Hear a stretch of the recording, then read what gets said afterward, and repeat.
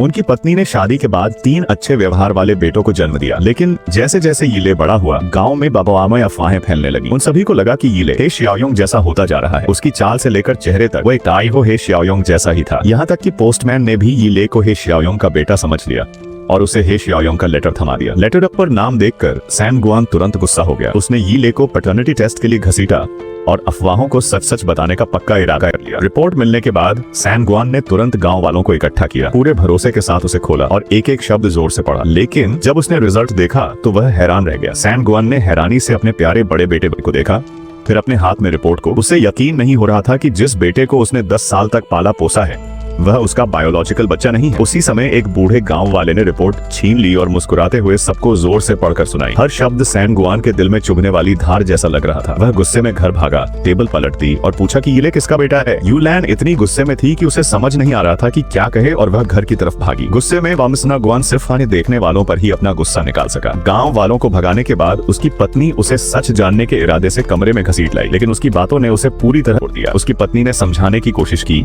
लेकिन कड़वी सच्चाई के सामने सारी बातें बेकार गईं। असलियत मानने में नाकाम सैन गुआन लाल और गर्म हो गया। रविवार को दरवाजे पर बिना हिले डुले पड़ा रहा। अपनी पत्नी की तरफ दोबारा देखने से मना कर दिया। जब भी वह अपने सबसे बड़े बेटे यीले को देखता तो उसे ऐसा लगता जैसे उसने कोई मक्खी निकल ली हो। यहाँ तक कि उसने यीले को उसे डैड कहने से भी मना कर दिया। हालांकि उसने कभी उम्मीद नहीं की थी कि उसका सबसे बड़ा बेटा, जिसे वह बदनाम समझता था, उसे बचाने के लिए अपनी जान जोखिम में डाल देगा। 2 असली बेटे, लेकिन इससे भी बहुत बड़ी मुसीबत खड़ी हो गई, जिससे दूसरी पार्टी का सिर फूट गया। इसके तुरंत बाद दूसरी पार्टी के माता पिता दरवाजे पर आए और 5000 युआन हर जाने की मांग की। लेकिन सैन गुआन को इस समय यीले की जिंदगी या मौत की कोई परवाह नहीं थी। उसने तुरंत तमाशा देखने वाली सोच अपनाई और दूसरी पार्टी से कहा कि जाकर यीले के असली पिता को ढूंढो।